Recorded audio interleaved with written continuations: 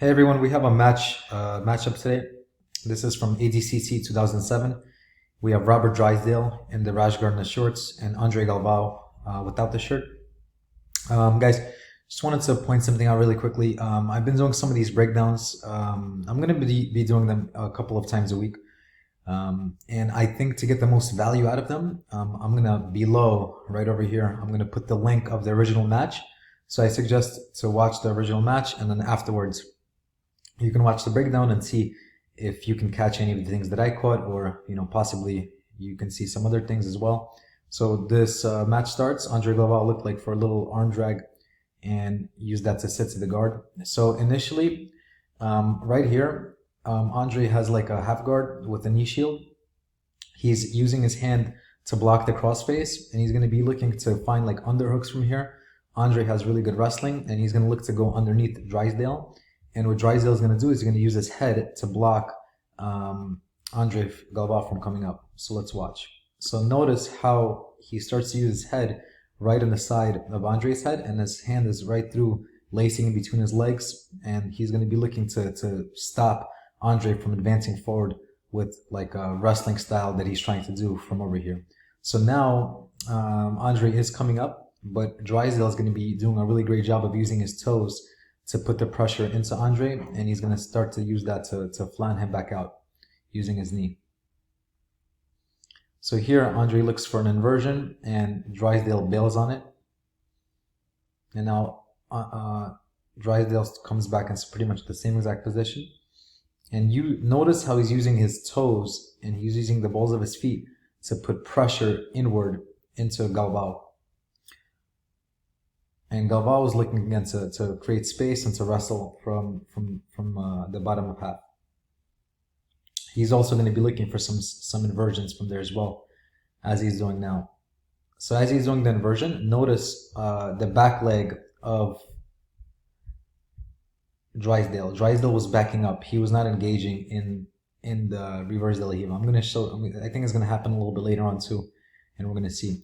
So here, Andre does this quite a lot actually. I see him teach this in some of his instructionals. When people have like over-under passes, he controls the wrist. He puts the back of the foot behind the head, and then he rolls. He does like a shoulder roll, and he uses that to clear that underhook on the arm. And he uses that for sweeps and for back takes as well. But Drysdale is going to back out of that and take his arm out and retreat. So now Drysdale, he cleared the hook. Let's go back a step. So watch Drysdale's right leg. He clears it, and he's going to use this hand, and he's going to punch it to the floor to block Galvao's hips from coming up into him. So now he starts to pass, but again, notice this arm right over here. This is what's preventing Galvao's hips to follow him and his bottom hook to try to get his guard back. He's going to be circling towards the head. Galvao goes to his knees. Now Drysdale has a front headlock position, and he's going to be using this to work for back takes. As soon as he spun to the back, notice how he used his hook to staple down Galvao's leg. This is for a number of reasons. Number one, to limit Galvao's mobility. Number two, because if his leg was not trapping this hook, if his foot was in between, Galvao could roll and look for knee bars and leg lock setups of his own from there, and he can look to reguard. But now, if Galvao comes back to reguard, he's going to end up in the bottom of a leg drag position. Here, Drysdale's looking for like a Darce choke, and Drysdale's actually one of the few people to ever submit Marcelo Garcia, and I believe it was with a Darce. It was either a Darce or an Anaconda. I'm going to have to watch that match again later. So again, Drysdale's looking to pass, and Drysdale is considerably taller than Galvao, but he makes himself smaller when he's passing. He's making himself really small so that he can find the space on the inside to control Galvao.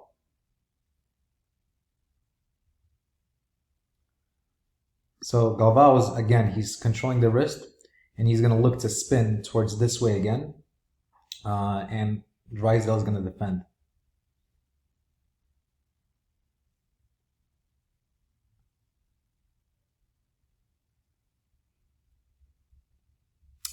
this was an absolute match, but Andre Galvao is currently 13 years later the defending super fight champion. So again, as you can see, Drysdale is lacing his arm through and he's bringing his knee through the middle. And what Galvao is doing, he's framing and he's defending against the crossface from happening. And as you can see, the hand that he's defending with, the Drysdale is grabbing it so that he can peel it away, so he can start to advance forward. And that's the hand fight that they have going on. Drysdale's left against Galvao's right.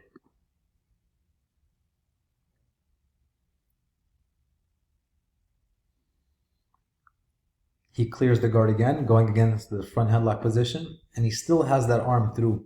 So this was a key throughout the whole fight. He kept using this arm to block Galvao's guard retention and to block Galvao from following him.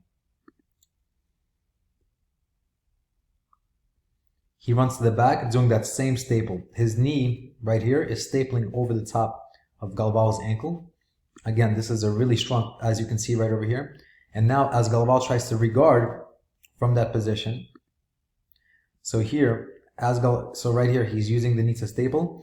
And as Galvao starts to reguard, let's watch. Since this leg is already in place, Galvao's already, Drysdale's already priming his arm in this spot right here. So when Galvao reguards, he's just going to end up in the bottom of a leg drag. And here, as you can see, he sees that he's in the bottom of the leg drag, so he's going to try to push Drysdale away. And here, he's going to be using this foot to try to sneak it on the inside so that it's not pinned. So watch Galvao's bottom leg. So initially, he's going to be framing and pushing, and he's going to be using his top leg to hook underneath the ankle to clear the space to get his bottom leg back in the game.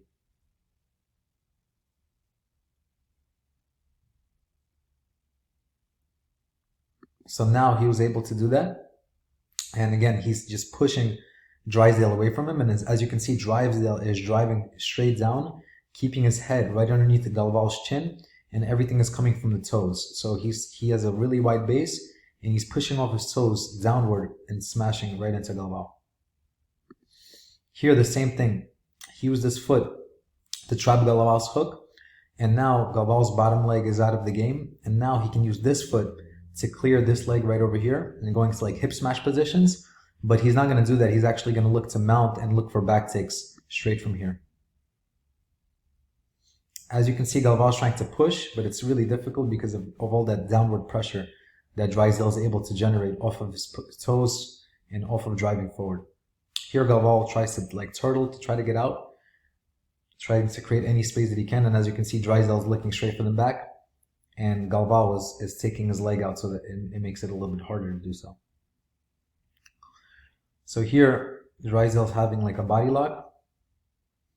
And again, notice how he never lets Galvao get an angle by using his head. Now he jumps over to the other side. And right away, he's setting up an arm triangle from here. But Galvao is doing a good job by defending with this hand right over here on the wrist. So as soon as he passes, he's going to use this arm to block the hips, and he's going to bring this arm over the top. And actually here, he connects his hands together to really pin Galvao. And it's going to be really hard for Galvao to do much of anything. And now Drysdale is going to use his left arm to go towards the head and over the top. And it just looks like he's looking for like little openings. You know, there's some chokes and some kimuras that you can set up from here. And really, it's hard to do much of anything. Galvao put his leg up like this to kind of prevent the mount. But Galvao is purely defensive in this position right over here.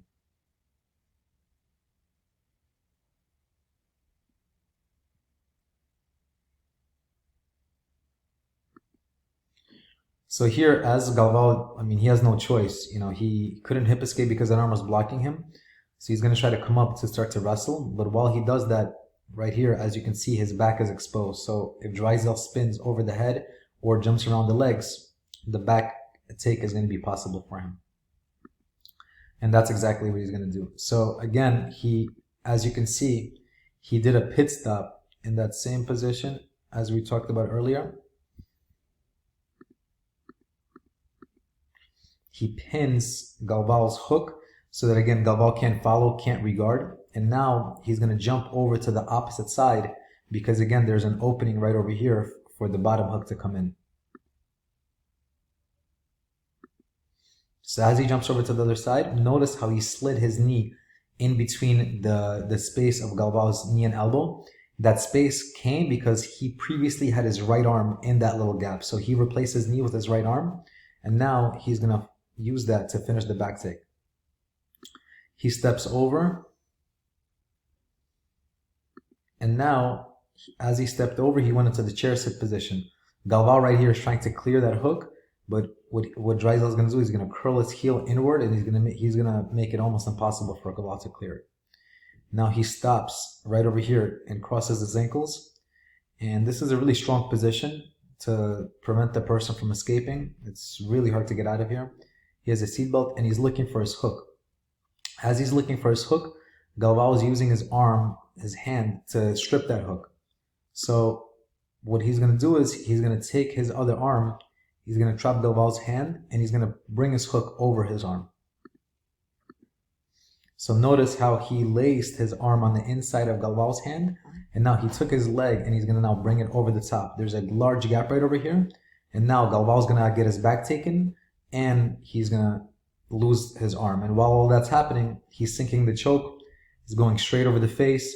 He's using the other hand to peel the forehead up, and now he sinks the choke in, and that's it. So guys, one thing that I like to do too is, I watch some guys like Galvao and, some of these, there's many like these people that when you watch them, I don't really want to pause when Galvao's on his back like that. So like a lot of the fights, you watch some fighters and you're watching them, you're like, man, how can this person lose? Like unbelievable. Like this person is unbeatable. This person is just such crisp technique, clean technique. And then everybody's beatable, guys. So then you can go into the archives, search some old fights, find fights like this where you can see Andre Galvao, getting rear naked choked.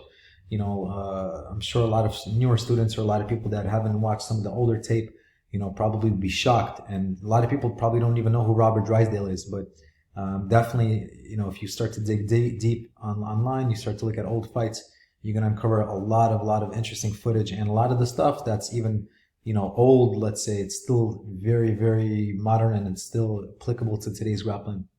So I definitely recommend to watch some old fights. And as always, guys, send me any suggestions or any fights that you want me to break down. All right. Take care. Hope everybody's staying safe. Hit me up if anything. Thank you, guys.